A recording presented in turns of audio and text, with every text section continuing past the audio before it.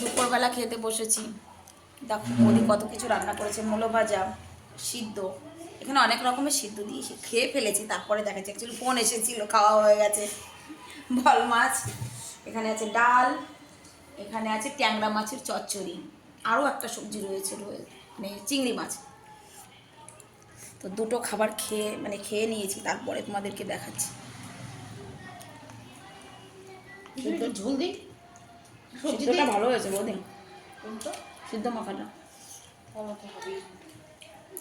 দাও, বল বল খাবো, আগে উঠে দাও। এটা তো আমার জন্য কি, ওটা বল। অবশ্যই।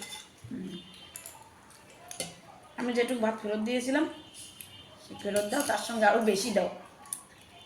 একটু আলু দিই। দাও। না, কটা মাছ পড়েছে দেখ। আমার বেলায় তো কমই ওঠে, দুটো পড়েছে মাত্র, দুটো পড়েছে। আর দিলাম যে সেটা চোখে দেখলি না। আচ্ছা, পরে দুটো দিয়েছো তো, ওটা আমি দেখতে পাইনি।